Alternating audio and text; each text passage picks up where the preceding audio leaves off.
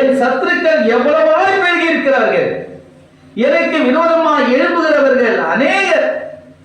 தேவனிடத்தில் அவனுக்கு ரட்சிப்பு இல்லை என்று. இதாங்க விஷயம். நமக்கு எதிராக வரவங்க நம்முடைய பலவீனத்தை பார்த்துட்டு சொல்றான். என்ன சொல்றான்?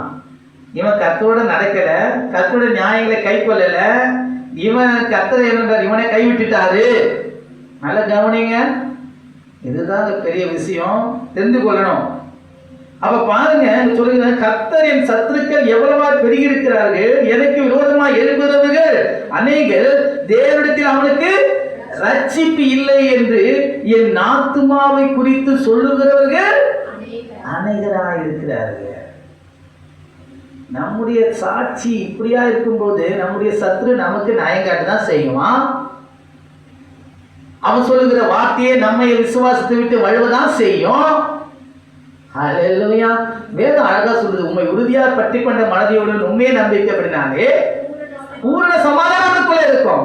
நீ கர்த்தரை விட்டு விலகும் போது, கர்த்தருடைய நியாயங்களை கை கொள்ளாத போது, உன் துர்குணத்துக்கு உன்னை நீ என்ன பண்ண, நீ அதற்கு இடம் கொடுக்கும் போது, உன் பகையை பார்க்கும் போது உண்மையாவே இப்போ கர்த்தரோடு கூட இல்ல.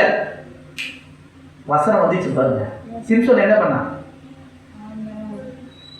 தேவன் அவனை அபிஷேகித்தது காரணம் என்ன? இஸ்ரவேல் ஜனங்களை ரட்சிக்கணும். இவன் என்ன பண்ணான்? வேசின் மடியில போய் படுத்துட்டு கர்த்தர் சொல்றான், ரிசீவ் பண்ணீங்க, நம்முடைய வழி எங்க இருக்கு, நம்முடைய பாதை எங்க இருக்கு, நம்ம போக வேண்டிய இடம் என்ன, உங்க அபிஷேகித்த அபிஷேகம் என்ன? ரபா நமூச்சியா லகா நகோதியா ரபா.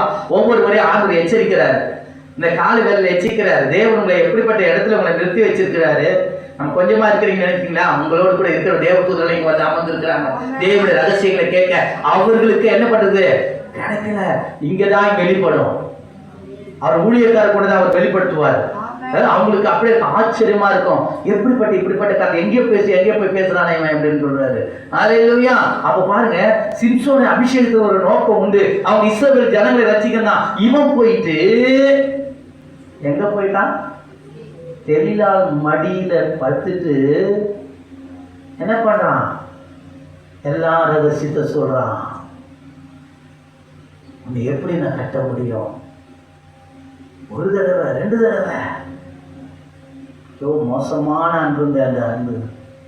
அதனாலதான் நீதிமொழிகள் சொல்லுது, பரஸ்திரியின் மேல என்ன பண்ணாத, நோக்கமாயிராதே, ஜாக்கிரதையா இருக்கணும். ஒரு